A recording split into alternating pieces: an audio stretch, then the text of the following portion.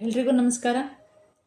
ಅತ್ತಾರೆ ಅಳಲವ್ವ ಈ ಕೂಸು ನನಗಿರಲಿ, ಕೆಟ್ಟಾರೆ ಕೆಡಲಿ ಮನೆಗೆಲಸ, ಕೆಟ್ಟಾರೆ ಕೆಡಲಿ ಮನೆಗೆಲಸ ಕಂದಮ್ಮ, ಮಕ್ಕಳಿರಲವ್ವ ಮನೆ ತುಂಬ, ಮಕ್ಕಳಿರಲವ್ವ ಮನೆ ತುಂಬ.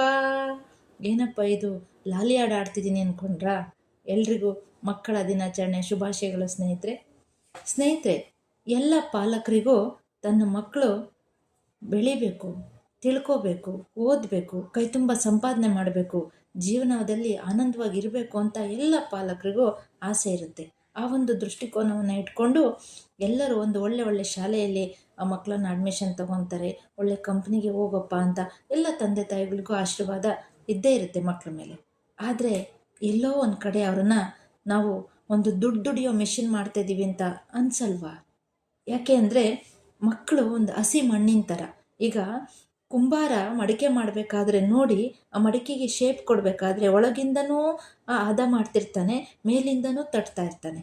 ಅಂದರೆ ಆ ಮಕ್ಕಳಿಗೂ ನಾವು ಒಂದು ಮಾರ್ಗದರ್ಶನ ಮತ್ತು ಮಮತೆ ಎರಡನ್ನೂ ಕೊಡಬೇಕು. ಅಂದರೆ ಅವರು ಬೆಳಿಬೇಕು ಅಂತಂದರೆ, ಮನೋವಿಕಾಸ ಆಗಬೇಕು ಅವರಿಗೆ ಅಂದರೆ ಒಳ್ಳೆ ಪಾಲಕರು, ನಾವೆಲ್ಲ ಪೇರೆಂಟಿಂಗ್ ಅಂತ ಹೇಳ್ತೀವಿ, ಮದರಿಂಗ್ ಆ್ಯಂಡ್ ಫಾದರಿಂಗ್ ಇಬ್ಬರು ಸೇರಿನೇ ಪೇರೆಂಟಿಂಗ್ ಆಗೋದು. ಇಬ್ಬರ ಪಾತ್ರ ತುಂಬ ಮುಖ್ಯವಾದದ್ದು ಸ್ನೇಹಿತರೆ. ಹಾಗಾಗಿ ಆ ಹಸಿ ಮಣ್ಣಿಗೆ ನಾವೇನು ಬೀಜ ಹಾಕ್ತೀವೋ ಅದೇ ಆಗುತ್ತೆ. ಬೆಳೆದು ಫಲ ಕೊಡಬೇಕು ಅಂದರೆ ಜಗತ್ತಿಗೆ ನಮ್ಮ ಪಾತ್ರ ತುಂಬ ಇಂಪಾರ್ಟೆಂಟು. ಹಾಗಾಗಿ ಬೆಳಗಿಂದ ಸಾಯಂಕಾಲದವರೆಗೂ ಆ ಮಕ್ಕಳನ್ನ ಸ್ಕೂಲಿಂದ ಮನೆಯಿಂದ ಟ್ಯೂಷನ್ನು, ಆ ಸ್ಕೂಲು ಈ ಸ್ಕೂಲು, ಆ ಕ್ಲಾಸು ಈ ಕ್ಲಾಸು ಇದನ್ನೇ ಕಳಿಸ್ತಾ ಇದ್ದೀವಿ. ರೋಬೋಟ್ ಥರ ಹೋಗ್ತವೆ ಬರ್ತವೆ, ತಿಂತವೆ ಹೋಗ್ತವೆ ಬರ್ತವೆ, ಇದೇ ಥರ ಮಾಡ್ತಾ ಇದ್ದೀವಲ್ಲ. ಯೂನಿಫಾರ್ಮ್ ಈಸ್ ನಾಟ್ ಇಂಪಾರ್ಟೆಂಟ್ ಸ್ನೇಹಿತರೆ, ಯುನೀಕ್ನೆಸ್ ಈಸ್ ಇಂಪಾರ್ಟೆಂಟ್. ಆ ಯುನೀಕ್ನೆಸ್ ಏನು ಅಂತ ಕಂಡುಹಿಡ್ದಿದ್ದೀವ? ಅವರಿಗೆ ಕಂಡುಹಿಡಿಯೋಕ್ಕಿಂತ ಮೊದಲು ನನ್ನಲ್ಲಿ ಯಾವ ಯುನೀಕ್ನೆಸ್ ಇದೆ ಅಂತ ಕಂಡುಹಿಡ್ಕೊಂಡಿದ್ದೀವ? ಯಾಕಪ್ಪ ಇವೆಲ್ಲ ಹೇಳ್ತಾ ಇದ್ದೀನಿ ಅಂದರೆ ಸ್ನೇಹಿತರೆ, ನನ್ನ ಬಗ್ಗೆ ನಾನು ತಿಳ್ಕೊಂಡ್ರೆ ಮಕ್ಕಳ ಮನಸ್ಸೇನು ಅಂತ ಗೊತ್ತಾಗುತ್ತೆ. ಆಗ ಆ ಮಕ್ಕಳ ಬೆಳವಣಿಗೆಗೆ ನಮ್ಮ ಕರ್ತವ್ಯ ಏನಿದೆ ಅದನ್ನು ನಾವು ಈಡೇರಿಸ್ಕೊಳ್ಳೋಕ್ಕೆ ಒಳ್ಳೆಯ ಅವಕಾಶ ಅಂತ ಹೇಳ್ಬೋದು ಸ್ನೇಹಿತರೆ.